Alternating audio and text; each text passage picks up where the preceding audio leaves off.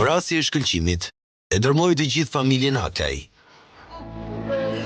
Për herë të parë, ata po ndjenin dhimbjen e vërtet. Zylfia Aklaj ruajti si shenjë dy plumbat që I morën jetën shkëlqimit. Një kuti shkrepse që e përdorte për të ndezur cigaren, si edhe fijet e tij të flokut.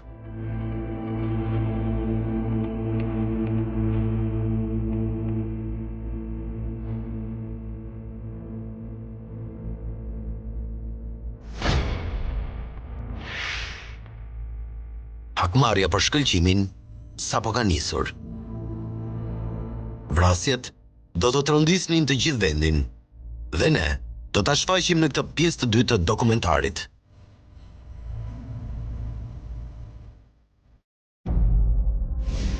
Qetësia që shefi I komisariatit, Fatmir Aklaj, kishte vendosur në tropoj në mënyrë jo të lishme, por me autoritetin e tij, kishte marrë fund. Rreth I verior I vendit ishte përfshirë nga një seri vrasjesh, ku ishin të ndërthurura hakmarrja dhe interesat politike. Edhe pse askush nuk guxoi ta arrestoi apo ta hap proces penal ndaj tij, Fatmir Aklaj nuk shfaqej I lirshëm në publik. Në 13 janar të vitit 1998, në Bajram Curi, ndodh një grabitje për masave të padëgjuara në vend. Personat armatosur marrin peng drejtorin dhe dy rojet e bankës së kursimeve dhe nga kasaforta vjedhin plot 480 milion lek të vjetra. Një shumë stratosferike, jo vetëm për atë kohë, por edhe sot. Në Tiranë, opozita e djathtë akuzonte Aklajt për grabitjen.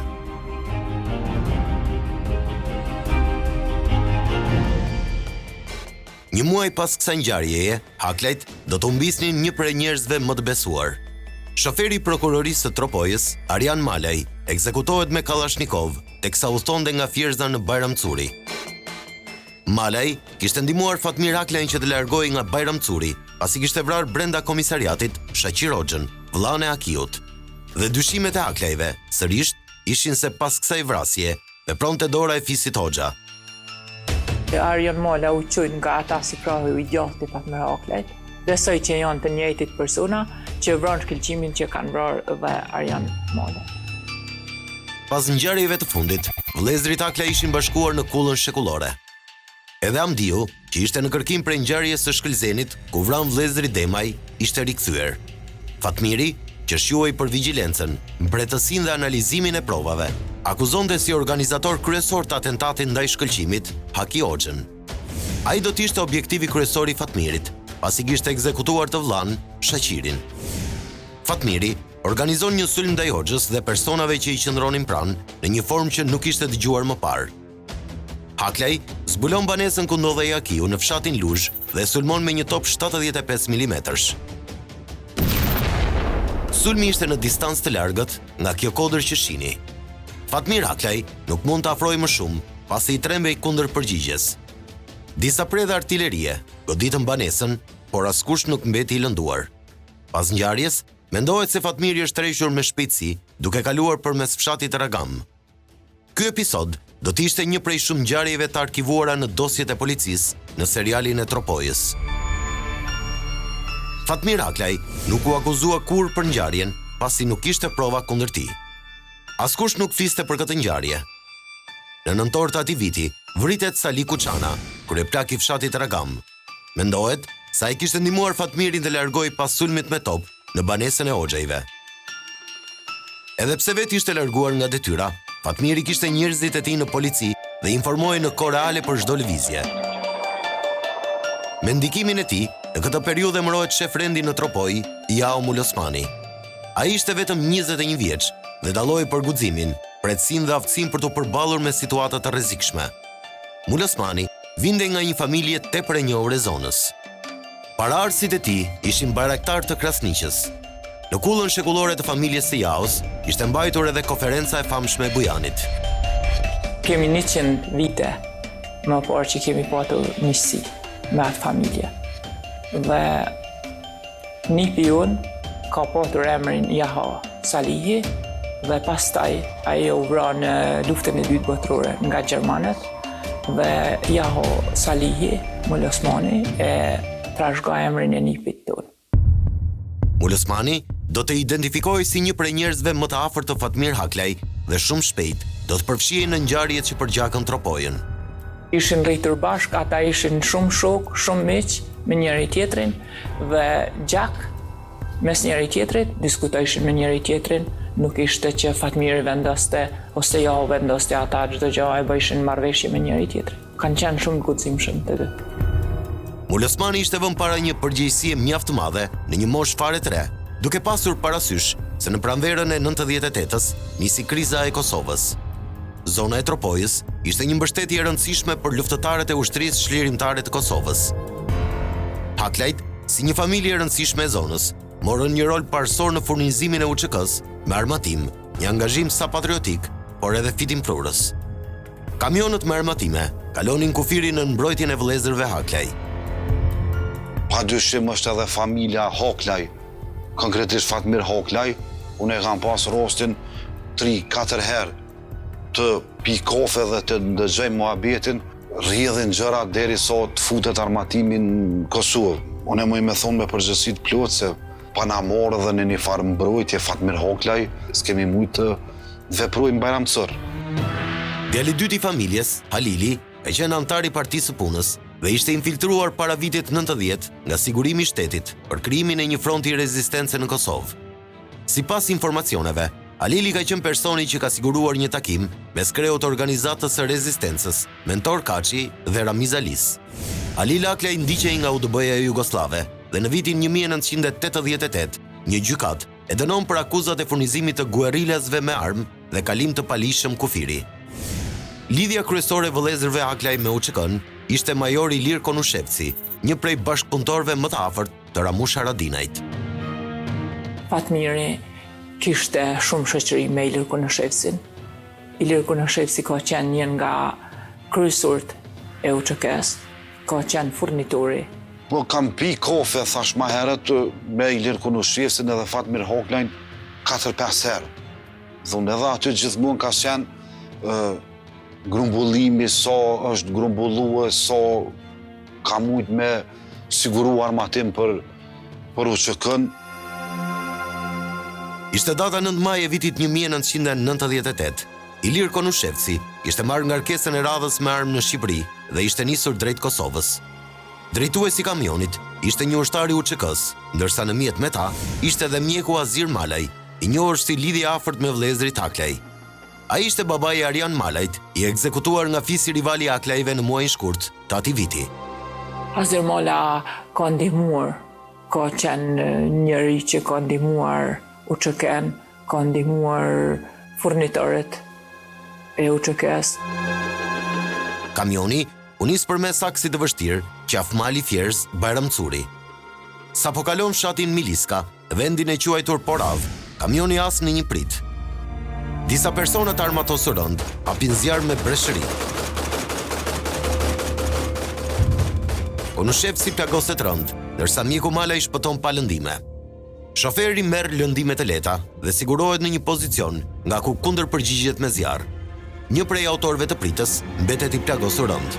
Në këtë moment, grupi i tyre tërhiqet me shpejtësi. Ata i drejtohen spitalit të Bajramcurit, ku mrrin i vdekur Agim Demiri. Mjeku Azir Malaj merr në krah Konushevcin e plagosur rënd dhe niset në këmbë për të kërkuar ndihmë në drejtim të Fierzës. Pasi kishte ecur pak kilometra, autorët e sulmit të parë kishin bërë një prit të dytë, pikërisht në këtë vend që shihni, rreth 3 kilometër larg hidrocentralit të Fierzës.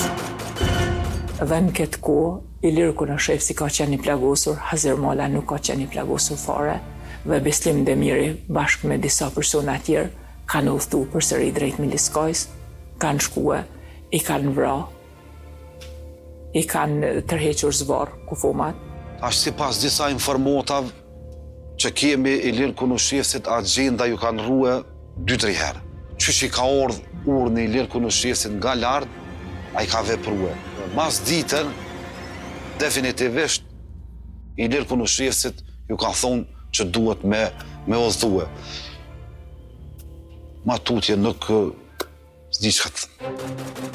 Ndaj mjekut Malaj dhe Konushevcit, derdhen breshëritë e egra Kallashnikovi dhe këtë herë e patën të pamundur të reagojnë. Ata mbetën të vdekur në vend. Autorët e krimit i tërheqin zvarr trupat dhe i fshejnë poshtë kësaj ure që shihni, ku i mbulojnë me gur. Bislim Demiri akuzohet nga Aklajt si organizator i pritës. Motra e Aklajve zbulon për herë të parë në këtë intervistë se Konushevci ka pasur kontakte edhe me Bislim Demirin. Nuk dihet arsyeja, por besohet se ajo lidhet me krijimin e kushteve për kalimin e armëve drejt Kosovës. Fatmiri e kishte këshilluar të mos i besonte Bislim Demiraj, me qenë se ai kishte lidhje me Dragonin, me një ndër serbet më të rrezikshëm në Kosovë, në Koranic.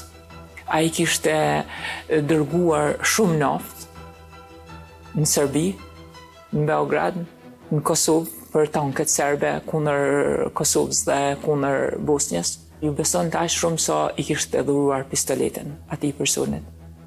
Edhe sipas dhënave, sipas ekspertizë, thuhet që pistoleta e Ilir Kunushevcit ka qelluar në vetë Ilir Kunushevcin atë ditë. Personi është Bislim Demiri bashkë me Agim Demirin. Dhe na pa dyshim që ato shumicën e armëve kemi ble dhe për neve kanë qenë të njëjtë. Më thonë, kush do që ka ofru armatim, neve jemi konë të detyruar dhe të obliguar që të komunikojmë. E vërteta e vrasjes së Konushevcit dhe Marajt nuk u zbardh kurrë nga drejtësia. Hetuesit nuk arritën të bëjnë lidhjen e ngjarjes së Miliskajës me kufomën e Agim Demirit në spitalin e Bajramcurit. Por, lidhjen e arriti ta bëj vetë Fatmir Aklaj, që kishte mbërritur në vend ngjarje. Për të nuk kishte dyshim se Demiri ishte organizatori. Ky i fundit do të ishte vetë viktime akmarrjes. Në 28 gusht të vitit 1998, ai do të ekzekutohet në Bajramcuri. Ne nuk kemi dhëna që Fatmiri ka bënë një veprim të tillë. Po edhe nëse e ka bënë për në ramë kombëtar. Lufta që kishte nisur mes dy fiseve të njohura në Tropoj kishte ekspozuar në konflikt edhe deputetin demokrat Azem Hajdari. Aklajt dyshonin se ai ishte implikuar në vrasjen e shkëlqimit në Qafluzh. Në 5 qershor të atij viti, Hajdari udhton drejt Bajramcurit me Pjetër Arbnorin dhe Josefina Topallin për të vizituar refugjatët nga Kosova. Ai ishte paralajmëruar nga ministri i brendshëm i kohës, Perikli Teta, se i rrezikoi jeta. Hajdari ishte përgjigjur se askush nuk e ndalte dot të shkonte në vendlindje. Mbrojtjen e tij nuk e mori përsipër as shefi i rendit, Jaumul Osmani, një prej njerëzve më të afërt të Aklajve. Informacionet rezultuan të sakta. Mjeti i Hajdarit sulmohet me breshëri Kalashnikovin në lagjen Partizani. Ai shpëton pa lëndime, por mbetet i plagosur gazetari i radio-televizionit shqiptar që e shoqëronte, Bardhyl Pollo. Aso kohë Hajdari akuzoi për ngjarjen drejt për drejt Aklajt dhe strukturat shtetërore. Nuk kanë pas ndonjë motiv, ndonjë gjë, nuk kanë pas pse t'i bënin atentat. Kjo ngjarje, si shumë të tjera në këtë histori, nuk u zbardh nga drejtësia. Forca e Aklajve duket se po shqetësonte nivelet e larta të politikës në të dy krahët. Ata akuzoheshin për vrasje dhe trafik armësh. Në korrik të vitit 1998, policia bllokon një prej aktiviteteve kryesore të tyre. Policia e Gramshit arreston Halil Aklajin dhe Isamedin Haxhin me një sasi armësh me destinacion Kosovën. Halil Aklaj dhe Isamedin Haxhia nuk kanë qenë duke marrë armatim vetë, por kanë qenë duke siguruar baza për UÇK-n, që këta të kenë sigurojnë municionet. Isamedini ishte vllai i Zet Haxhis, truprojës së Sali Berishës. Pikërisht, aktiviteti i përbashkët i tyre të roqi vëmendje, duke pasur parasysh pozicionimet e kundërta politike. Halili vllai ka qenë shumë shok i ngushtë me Ismet Haxhin, edhe me Isamedin Haxhin, edhe Fatmiri ma vonë ka punu me Ismet Haxhin. Dhe kanë qenë me Izetin nuk kanë pas, si me thonë, do me thonë normal, po jo me pas në shoqëri. Halili dhe Isamedini u mbajtën në masën e arrestit me burg. Kjo acaroi së tepërmi Fatmirin, i cili kishte dërguar mesazh te strukturat e larta shtetërore, se pasojat do të ishin shumë të rënda nëse vllai nuk liroi. Madje, në atë kohë është folur për zhvillimin e një takimi mes një grupi deputetësh socialist dhe një të dërguari nga Aklajt. Në takimin e mbajtur te Hotel Turizmi, në zyrën e OSBE-s, pothuajse merrnin pjesë Skënder Gjinushi, Namik Dogle dhe Bardhyl Agasi. Nuk dihet se cili ishte përfaqësuesi i aklajve, por pas mesazhit të fortë që u përcoll, Alili do të lirohej pas 2 javësh. Autoriteti pa diskutueshëm i Fatmir Aklajt deri në instancat e larta shtetërore kishte shqetësuar së tepërmi Azem Hajdarin. Pasi i shpëtoi një atentati në Bajram Curi, ai tashmë ndihej i rrezikuar. Më 2 shtator të vitit 1998, ai bën një lëvizje për t'u pajtuar me Aklajt. Baba kishte shkuar në Tiranë për punë personale dhe disa persona i kishin treguar Azem Hajdarit, personat të veçantë i kishin treguar që Marram Aklaj është në Tiranë dhe ai kishte dërguar një person për ta kontaktuar babën, i kishte kërkuar takim.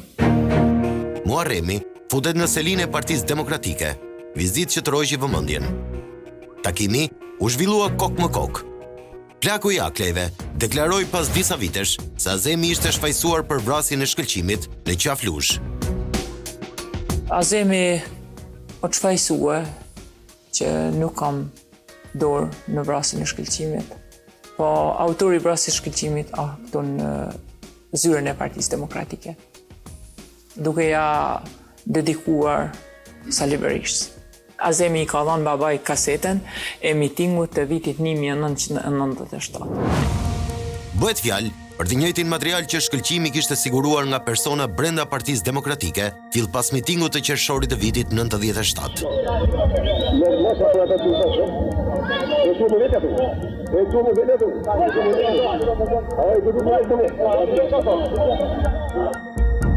Për këtë takim, i njohur në publik ka qenë vetëm versioni plakut të Aklajve. Vetindjeri Hajdari nuk ka dhënë detaje sa ishte gjallë. 10 ditë pas takimit, në 12 shtator, në Tiranë do të mërrinte Fatmir Aklaj. Ai shoqërohej nga shefi rendit Jaumul Osmani, shefi i qarkullimit Ismet Haxhia dhe Naim Çangu.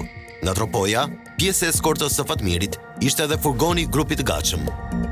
Në Tiranë atë ditë ka qenë edhe Alil Aklaj dhe Xhaxhai Elez Aklaj. Mendohet se ata kanë ardhur pikërisht me mjetet e eskortës së Fatmirit. Gjatë ditës, Fatmiri u takua edhe me Izet Haxhin, truprojën e kreut të opozitës Sali Berisha. Pikërisht, ky detaj do t'i kushtonte shtrenjtë Haxhis, që do ta akuzojë si bashkëpunëtor në atë që njihet si vrasja e shekullit. Azem Hajdari ndodhej në Fiera atë ditë, kur zhvilloi një miting.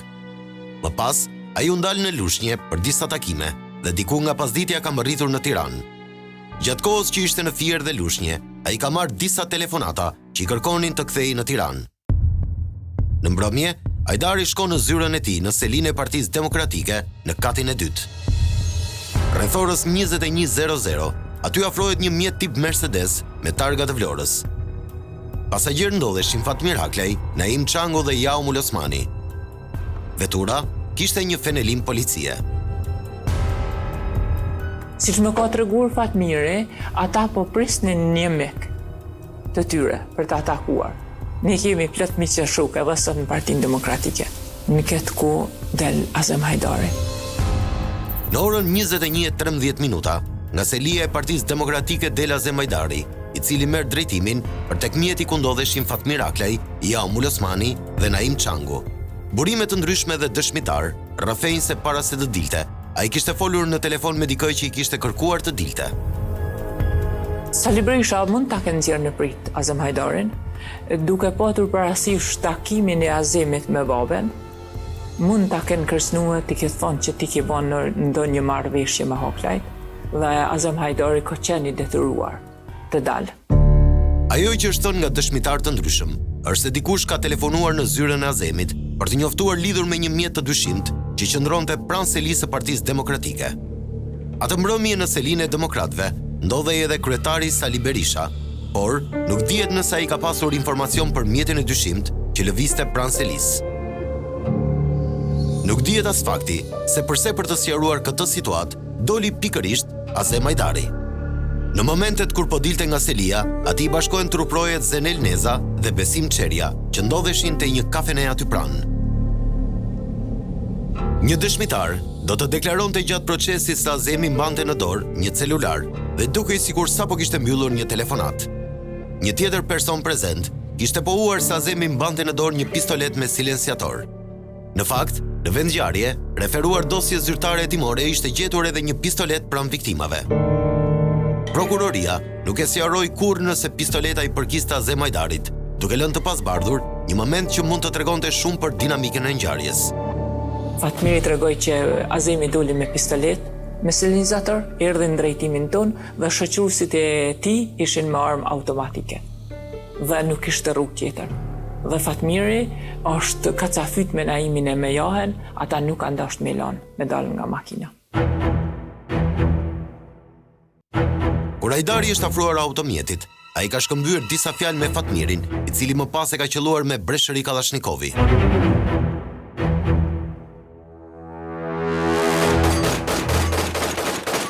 Plumbat i marrin jetën në vend truprojës Besim Çeres, ndërkohë Hajdari ndërron jetë pas disa orësh në spital. I plagosur let, mbeti edhe Zenel Neza. Plumbat që dolën nga Kallashnikovi Fatmir Aklajt, gabimisht, i morën jetën edhe miku të tij, Naim Çangu. Sipas motrës së Aklajve, Aisha Haklaj, e cila jep gjithashtu një intervistë ekskluzive për Top Storin, rrëfeu se vrasja e Naimit ndodhi pasi ky i fundit shkoi për t'i bllokuar armën në mënyrë që të ndalte plumbat mbi Hajdarin. Por Fatmir Aklaj është trembur për një moment dhe ka kujtuar se pas tij po vinte truproja Azem Hajdarit. Për këtë arsye, është kthyer pa vëmendje dhe ka qelluar me breshëri mbi Naim Çangun. Më pas, Fatmiri ka tërhequr deri te makina Çangun e plagosur dhe ka transportuar drejt spitalit, ku ndroi jetë disa orë më vonë. Vdekja e Çangut ishte një bare e rëndë për Fatmirin. Arma e tij i kishte marrë jetën një prej miqve më të afërt. Ku i kam thënë se ti ke marrë në qafë edhe tjerët që kishe me vete, dhe me ndosë se kë kishe me vete, a i mu ka drejtuar. Kur një njeri të sulmon për ta marrë jetën, çfarë do të bësh ti? Do t'i ngresh duart lart?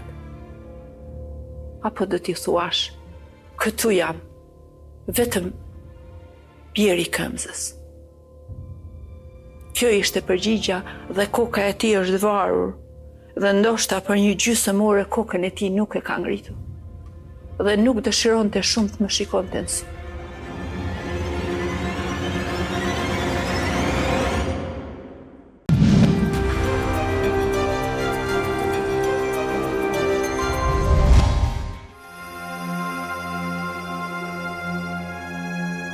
Pas ngjarjes ku mbeti vrarë Azem Hajdari, Aklaj dhe Mul Osmani udhtojnë drejt tropojës për gjatë gjithë natës.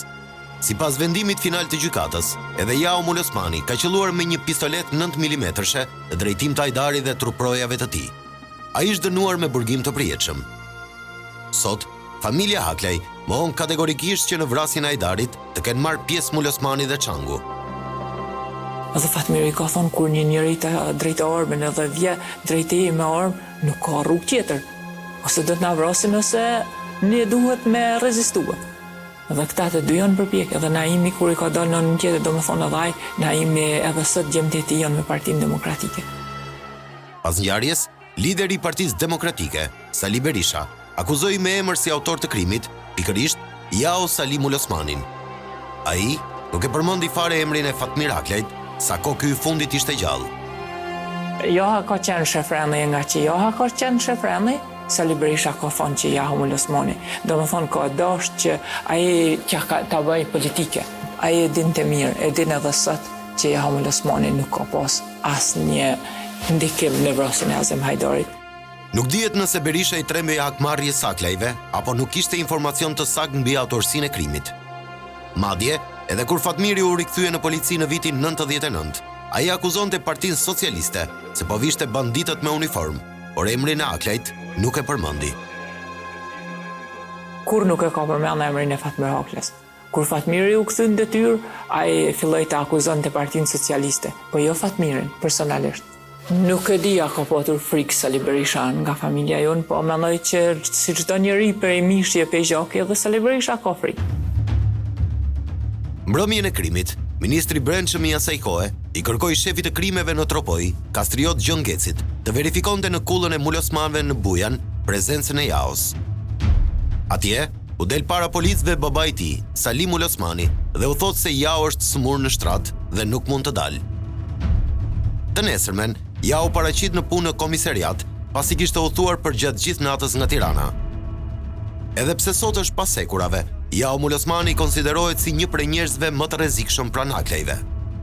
Nuk kemi tentuar për të patur nga friga se mund t'ju ndodhë në një gjë, nuk kemi kontakt me familjen e Jasalihi. Po qëndron burg po drejtësisht, Jasalihi. Është dënuar me burgim të përjetshëm nga fjala e Sali Berishës, nga dëshmia e Sali Berishës. Në lidhje me ngjarjen, janë dënuar dhe vëllezërit Izet dhe Ismet Haxhia. Përfundimisht, gjykata dënon Pandeon Izet Haxhia me 25 vjet burgim. E dënon të Pandeon Ismet Haxhia me 20 vjet burgim. Gjykata e dënon të Pandeon Isamedin Haxhia me 2 vjet e 6 muaj burgim. Ismeti ka kryer dënimin dhe është rikthyer jetës normale. Implikimi i tij është vetëm udhëtimi në një prej mjeteve me Fatmir Aklejn nga Tropoja në Tiranë. Ndërkohë për Izet Haxhin, në vendimin final të gjykatës, thuhej se ai është personi që nxori në prit Azemajdarin. Ai është dorëzuar autoriteteve pas shumë viteve në arrati dhe është në pritje të rigjykimit. Asnjë lidhje s'ka pas Izet Haxhia, as vëllezërit Haxhia, asnjë s'ka pas asnjë lidhje. Në vendimin final të gjykatës, thuhej se motivi i krimit ishte për akmarrje. Haklajt e kishin ekzekutuar Ajdarin pasi dyshonte se ishte implikuar në atentatin ndaj Shkëlqim Aklajt në qafën e Luzhës në 5 janar të vitit 1998. Kjo familje më tepër i qëndron variantit se ngjarja ishte aksidentale dhe në kushtet e vetmbrojtjes. Dyshimet nuk janë shuar kurrë mbi rolin e Azemajdarit dhe këtë gjë e shpreh hapur Zylfi Aklaj në këtë intervistë ekskluzive. Rrjedha e ngjarjes më vuan, jep me dyshu sikur edhe ai ka pas dur në vrasjen e Shkëlqimit. Mendojmë që Sali Berisha ka qenë ai që ka detyruar Azemajdarin nga takimi që ai ka bërë me babën. Ajo që ka mbetur mister është dëshmia e Zenel Nezës, turprojës së Azemajdarit që mbijetoi atentatit. Ai u shtrua në spitalin ushtarak, ku do të mbahej nën masa të rrepta sigurie. Aty është vizituar nga Sali Berisha, ku kanë qëndruar vetëm për vetëm. Berisha ka dëgjuar versionin e Nezës për ngjarjen dhe ka regjistruar përmes një diktofoni. Sali Berisha e ka regjistruar. Po Sali Berisha kur nuk e ka dorëzuar dëshminë e Zenel's. Ajo gjithë dëshmia është thonë, çdo gjë është thonë siç ka thonë, siç ka dhënë Berisha. Para gjykatës, Neza nuk ka folur kurrë.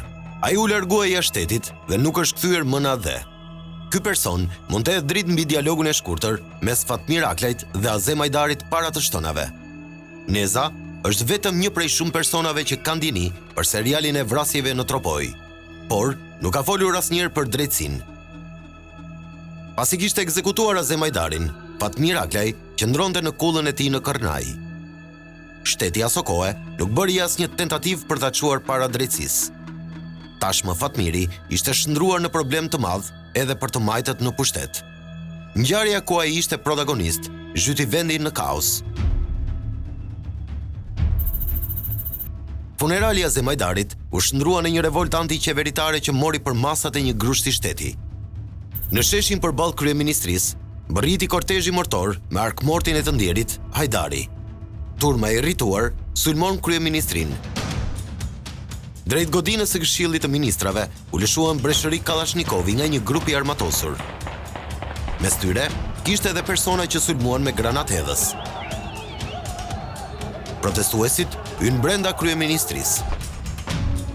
Gjithçka u shkatrua. Zyra e Fatos Nanos u kthye në vend egzaltimi, ku protestuesit urinonin njëri pas tjetrit. Nga stafi kryeministrisë nuk ndodhej askush. Të gjithë u larguan sapo nisi revolta. Kryeministri thuaj se kishte kaluar kufirin. Grupi armatosur ushtoi edhe gardën nga ku morën tanket dhe u nxorën në rrugë. Me radhë u bastisën edhe kuvendi, gjykata kushtetuese edhe ministritë e tjera në bulevard. Pas mesditës, turmat e protestuesve të armatosur bastisi radio televizionin shqiptar.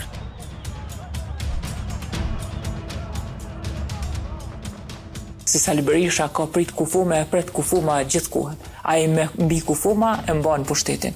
Po e ka pas më shpërta Azemajdarin për ta përdorur. Siç e ka përdorur edhe e përdor edhe sot vdekur. Qeveria ishte përmbysur brenda pak minutash.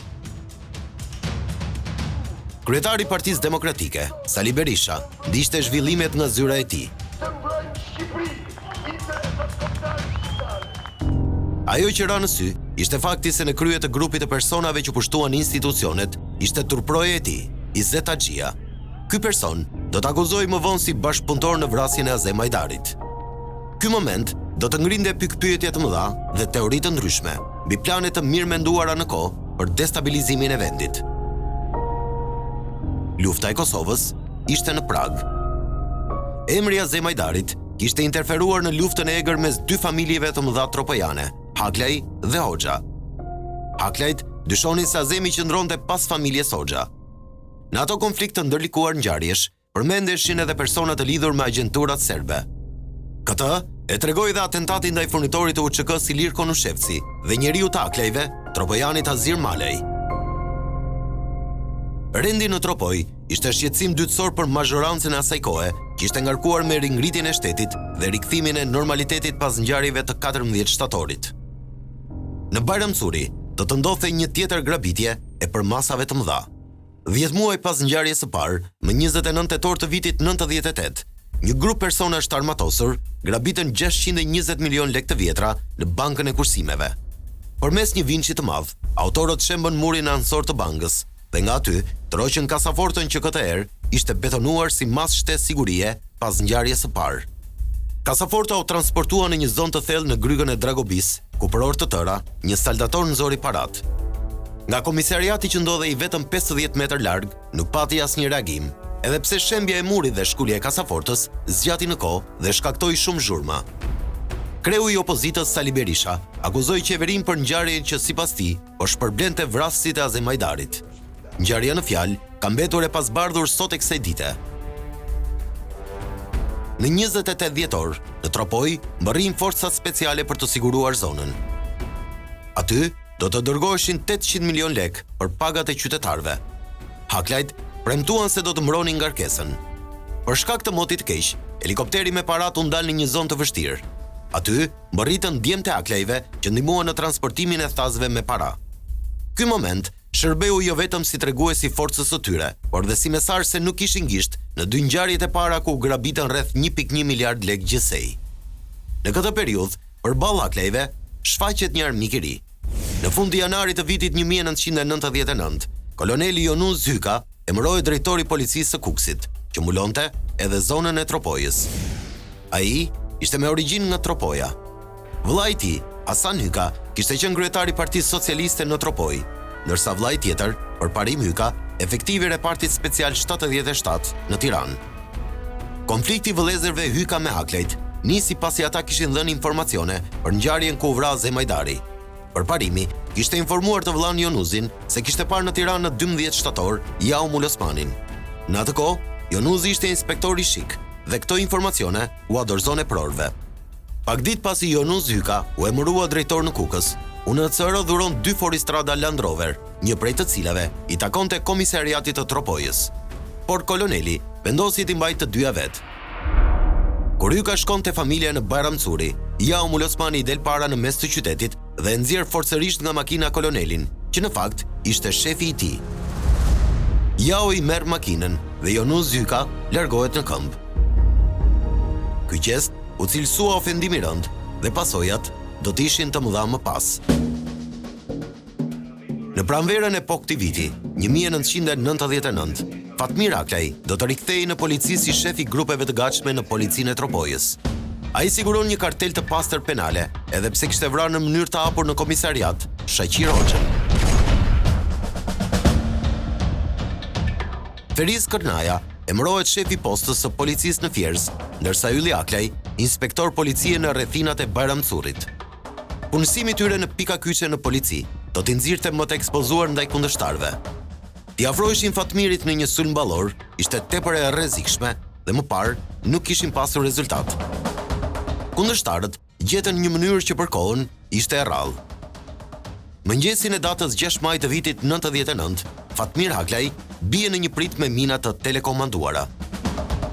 Disa ditë para datës 6 maj të vitit 1999, kishte ndodhur një grabitje e një makine në Bajramcur, një personalitetit e UÇK-s, me datën 5 maj, Policia e Baramcurit kishte arrestuar personin që kishte grabitur makinën e personalitetit të UÇK-s dhe njoftojnë Fatmirin që personi nuk kishte pranuar për të dorëzuar në komisariat pa armë.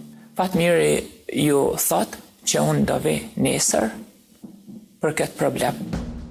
Zylfia kujton se në atë kohë e ka këshilluar të vëllain të mos shkojë në komisariat, pasi do të ishte e rrezikshme.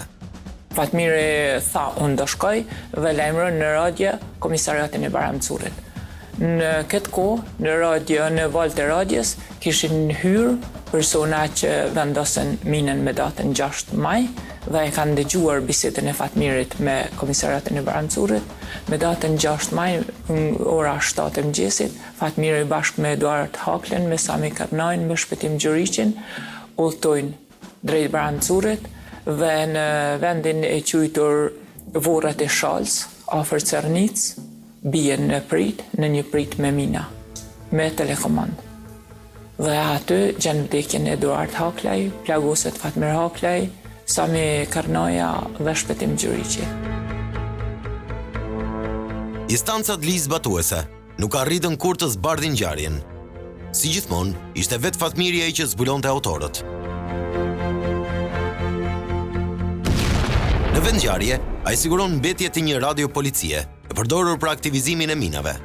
Përmes informatorëve në Tiranë, ai zbuloi se radio e përdorur për shpërthimin ishte tërhequr nga magazina e Ministrisë së Brendshme, nga Drejtoria e Policisë së Kukësit. Kaq mjaftoi që Fatmiri të bënte lidhjen me Jonuz Hykën, të cilin Jaumul Osmani e kishte poshtruar duke nxjerrë me forcë nga makina. Ne mendojmë që të gjitha atentatet me mina, ndaj vëllezërve dhe njerëzve tanë janë kryer kryesisht nga Përparim Hyka, me disa bashkëpunëtor, por jo vetëm këto, por edhe vrasja e Fatmir Haklajt dhe vrasja e Ylli Haklajt është nga Përparim Hyka. Ne kemi dhëna që këto mina janë blerë në Serbi dhe janë sponsorizuar nga Sali Berisha. Hyka ishte një prej efektivëve më të aftë të forcave speciale. Nga mënyra e organizimit të atentatit dhe provat e siguruara, Fatmiri arriti në konkluzionin se ai ishte njeriu kryesor i pritës. Sipas informacionit që ne kemi, Përparim Hyka është në Francë. Francë, Belgjik, këto dy shtete. Përparim Hyka kur nuk është marrë në pyetje. Përparim Hyka nuk o morë se vetë shteti e ka organizuar. Pas atentatit, Haklaj siguroi dhe dëshmitë e personave që kishin parë 3 autorët, pak para se të vendosnin minat në vendin e quajtur Varret e Shalës. Një prej të dyshuarve ishte efektivi i forcave speciale Anton Gjergji. Ai ishte mik i ngushtë i Përparim Hykës. Më tepër, ai njihej si truproja e Fatos Nanos dhe një prej njerëzve më besnik të tij. Ka fjalë që mund të kenë qenë Anton Gjergji, po ne nuk e kemi të sigurt, nuk jemi të sigurt që Anton Gjergji ka marrë pjesë në vrasjen e vllajt tonë. Një javë pas së ngjarjeje, do të ekzekutohej Skënder Neza, shoferi kryetarit të komunës, tropoi e vjetër. Ai ishte kushëri i kolonelit Jonuz Hyka. Vrasja e tij ishte një mesazh i qartë edhe për autorët e pritës së 6 majit. Historia nuk u mbyll këtu. Viktim do të mbetej edhe vëllai i Skënderit, Gani Neza, i cili u ekzekutua në Tiranë në 24 maj të vitit 99. Ai ishte duke udhëtuar me një Foristrad në zonën e ish ekspozitës në Tiranë. Ndaj Nezës hapën zjarr 2 persona nga një mjet tip Mercedes. I plagosur mbeti edhe një kalimtar rasti.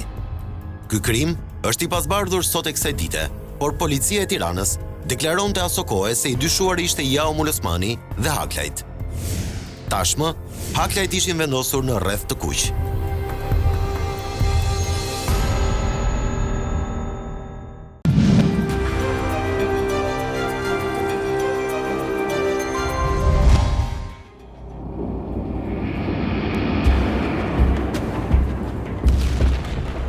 Në fund të muajit qershor, kur lufta e Kosovës po mbaronte, del në skenë edhe një herë emri Fatmir Haklajt, i identifikuar prej vitesh si njeriu që ndihmonte UÇK-n me armatime. Ai bllokon hyrjet të Bayramcurit, Brigadën Mërgimi, pjesë e forcave të armatosura të Republikës së Kosovës, e njohur gjërësisht si FARC. Kjo njësi luftarake, që financoi nga qeveria në ekzil e Bujar Bukoshit, ishte tërhequr nga Kosova pasi ushtria serbe kishte nisur operacionin e gjerë Patkoi. Rolin kryesor të kryengritjes e mori ushtria çlirimtare e Kosovës. Brigada Mërgimi kishte qëndruar në bazën kryesore të FARC në Mamurrës. Ata djemt Pa dyshim që është dashur me qëndrua në vijat frontit. Kur ka ekzistuar lufta këtu dhe nuk e di pse për çfarë arsye ata është dashur të kalojnë në Shqipëri në momentet e ma kritike të ushtrisë shqiptare të Kosovës. Shërbimi informativ dhe qeveria Nano akuzuan atë kohë Bujar Bukoshin se disa trupa të kësaj brigade kishin marrë pjesë në grushtin e shtetit të 14 shtatorit në Tiranë. Në 19 qershor, forcat speciale të policisë mërrin në Mamuras dhe i kërkojnë kolonelit Tahir Zemaj, komandantit të brigadës, të lënë armët dhe të largohen në Kosovë. U arrit marrëveshje që të dorëzoheshin armët e rënda, ndërkohë që policia do të shoqëronte 250 pjesëtarët e brigadës deri në kufi. Në fakt, në faqen e malit në Puk, forcat e policisë u tërhoqën. Ushtarët e brigadës Mërgimi u udhëzuan që të kalonin në Kosovë përmes Tropojës dhe jo përmes Kuksit. Nuk dihet nëse ishte planifikuar më parë dhe kishte bekimin e instancave shtetërore.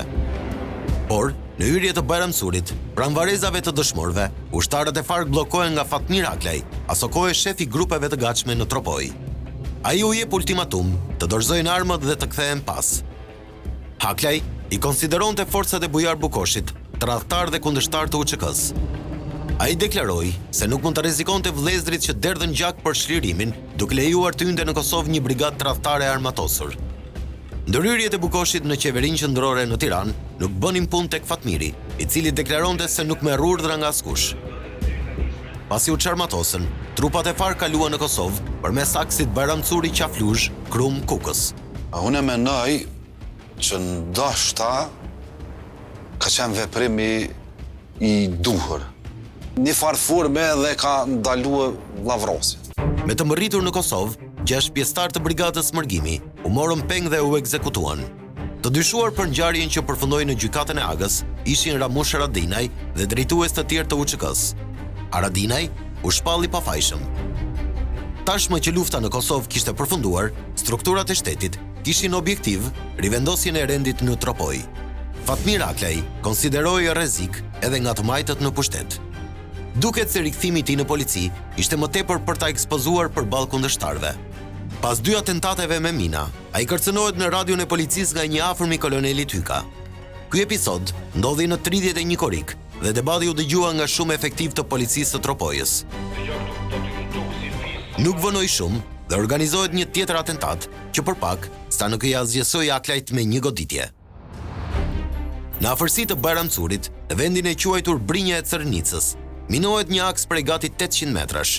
Lëndët shpërthyese ishin shpërndar në 10 vatra zjarri në një segment rrugor që shtrihej në një shpat të thepisur.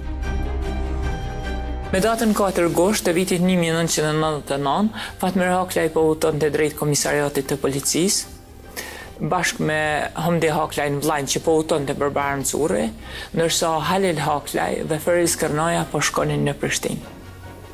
Kosova ishte shliruar dhe ata po shkonin që të festonin me datën 4 gusht në Prishtinë. Ishin Halil Aklaj ishte së bashku me Ndue Gjeloshin dhe Sejdi Dimen. Pasi kalojnë në Cërnicën dhe aty ata bien në mina, vendi ishte i minusur dhe ju kishin vendosur mina me telekomand. Autorët nuk e aktivizojnë minën e parë, por të tretën, për t'i futur në Grac Aklajt. Duke menduar se rruga kishte mina të tjera përpara, Hamdiu, Alili, Fatmiri dhe Feriz Kërnaja kthehen pas, pa e ditur se autorët i kishin marrë të gjitha masat. Në ato qaste, ndodh shpërthimi i vatrës së dytë të eksplozivit, që i merr jetën Feriz Kërnajës dhe Alil Aklajt. Fatmiri pason dëmtime të rënda në kokë. Hamdiu shpëton me gërvishtje të vogla. Në ato momente, ai jap zjarr me mitraloz drejt një kodre përballë, nga ku mendonte se ndodheshin personat që aktivizuan minat. Vëllezërit kanë qelluar në drejtim tyre. Mund të jetë që ata e kanë plagosur një person. Ai personi ka shkuar në mbrëmje të datës 4 gusht, ka kërkuar ndihmë në spitalin e Bajramsurit. E dim kush është personi, po nuk mund ta them me plot bindje. Domethënë kem dyshimet tona. Pas shpërthimeve, drejt vendngjarjes u nis një mjet i policisë me 2 efektiv. Njëri prej tyre ishte Fatmir Daka, i njohur si njeri i afërt i Aklajve. Sa po afrohej në vendngjarje, mjeti i policisë përmbyset nga një shpërthim i fuqishëm. Me sa duket, Autorët e pritës i kishin marrë masat që Aklajt të mos kishin mundësi të merrnin ndihmë. I plagosur, Daka ecën në këmbë për 500 metra në drejtim të vendit ku ndodhen 2 shpërtimet e para. Ai udhëzohet nga Mdiu të marrë Land Roverin e blinduar dhe të çojë në spital Alilin, që ishte ende gjallë. Pasi ecën vetëm pak metra, ndodh një shpërtim i katërt që i plagos edhe më rënd. Kem shku në Cernis, kur kem shku aty rruga ishte bllokuar, shkëmbit ishin krejt rrugës, edhe kem kalu krejt rrugën bregin e Cernis e kena kalu me kam. Fatmiri dhe Feris Karnoja janë transportu me ambulancën e spitalit, për Fatmir Daka transportu më vonë, ndërsa Halil Haklajn e kanë transportuar në krah deri në Cernic. Jo, me makinë në Cernic ju ka ardhur ndihma dhe e kanë marrë dhe e kom pa gjakin, do më thonë Halili ka pas dëmtimin në kam, ju ka këput komplet koma e djathë. Vëllai i dytë i Aklajve mbërrin i vdekur në spital. Duket se Alili e kishte parandija rrezikun që i kanosej si familje. Për këtë, ai kishte kërkuar nga vëllezërit e tjerë të largoheshin jashtë shtetit. Halili tentoi që t'ju mushte mendjen Humdis, Yllit dhe Fatmirit për t'u larguar. Ne tha të gjithëve që të përpiqeshim të punonim me ta dhe ju tha dhe nuseve të vëllezërve. Ju tha bisedoni edhe ju me ta. Nëse ju mushet mendja, unë do e gjej në cilin shtet do udhtojmë.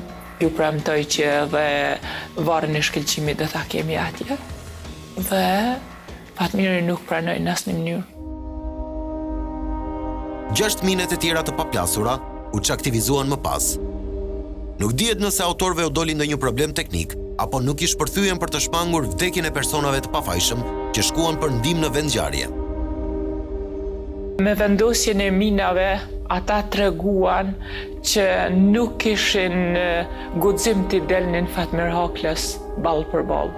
Nuk kishin burrëri t'i delnin Fatmir Haklës dhe t'i thonin, për shembull, ne ke bërç këtë gjë dhe ta vrisnin direkt Fatmir Haklën, po ata kanë minusur rrugën 800 metra rrugë ku aty mund të binin edhe njerëz tjerë.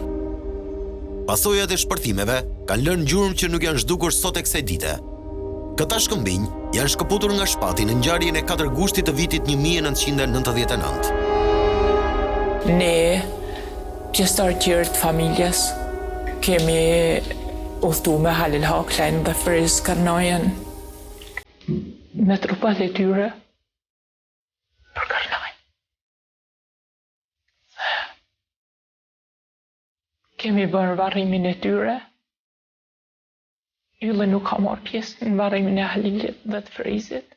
Pas 2 javësh, unë kam udhëtuar për Tiranë, kam shku te Fatmiri, ku kam qëndruar për 30 ditë. Afër tij në spitalin e Tiranës, ai çdo moment, çdo minutë kërkon Halilin dhe Ferisin. Fatmiri ishte shndruar në mit të vërtet. Ai arriti t'i shpëtoi atentatit të tmerrshëm me mina, dhe pse u plagos rënd në kokë. Familja kishte marrë një tjetër goditje të madhe me vdekjen e Alilit. Nëna ju kishte thënë.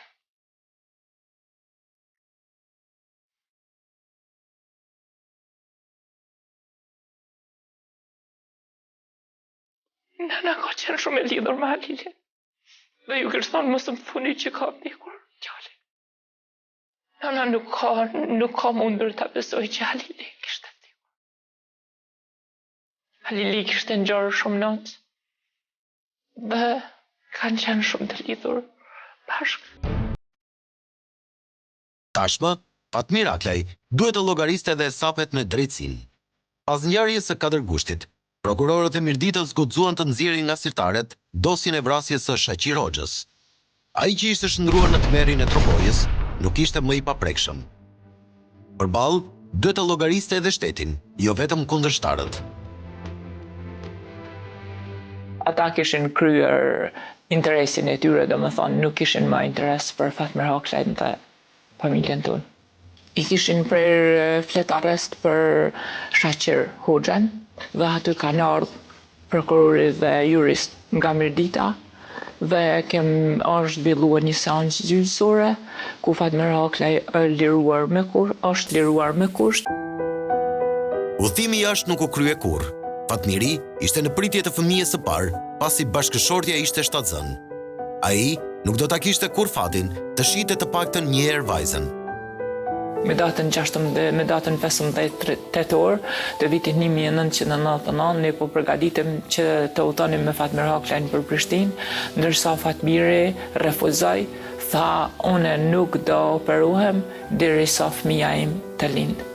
E kishte marak shumë ta shikonte fëmijën e tij. Pasi doli nga spitali, tashmë Fatmiri kishte nisur lëvizje të zbulonte autorët e sulmit të 4 gushtit. Ai kishte mësuar nga burime të afërta se në 2 javë më parë, në një foristrat të policisë së Kukësit, po transportoheshin mina drejt Tropojës. Në mjet, ndodheshin edhe 2 efektiv të forcave speciale, si dhe një personazh që dikur kishte qenë truproje Sali Berishës. Këto informacione ishin mjaftueshëm që Fatmiri të drejtonte gishtin drejt kolonelit Jonun Zyka dhe vëllezërve të tij. Përparim Hyka ka qenë një ndër ata, pas marrjes makinës ka qenë një ndër ata kryesorët që ka vendosur minat me datën 4 gusht dhe me datën 25, me datën 5 korrekt 99 edhe me datën 6 maj. Edhe Amdiu, i cili i shpëtoi atentatit, kishte parë me dylbi një grup prej 9 personash të armatosur në kodrën përballë. Ata ishin të veshur me rroba kamuflazhi ushtarak dhe pas shpërthimeve ishin larguar drejt fshatit Koçanaj. Kundër përgjigja nuk do të vononte. Nuk ishte kaluar ende një orë nga shpërthimet e Cerrenicës dhe në qendër të Bayramcurit ekzekutohet me breshëri Isuf Bashkëshurti dhe Bislim Hyka, vllai i Jonun Zykës. Për këtë krim të rënd, në atë kohë u akuzuan si autor shefi i rendit Jau Mul Osmani dhe Ylli Haklaj. Disa ditë më pas, u plagos në një atentat Fatmir Meta, i shefi komisariatit në Tropoj. Ai do të deklaronte në gjykat për procesin e vrasjes së Azem Hajdarit, se mban në trup 3 plumat e vrasësve të deputetit. I dyshuari ishte Jau Mul Osmani. Konflikti kishte nisur pasi Meta kishte informuar senatën e vrasjes së Hajdarit, ja u ndodhej në Tiranë. Ishte qartë tashmë se Aklajt kishin përballë efektiv të forcave speciale, që në mos janë drejtuar nga lart, u është lënë dorë e lirë të bëjnë ato që kanë bërë. Kjo përforcohet edhe nga fakti se asnjë prej ngjarjeve ku ata ishin goditur nuk ishte zbardhur. Në ngjarjen e 4 gushtit, askush nuk u kujdes për provat materiale të mbetura. Minat e pashpërthyera ishin mundësi për të siguruar gjurmë gishtash.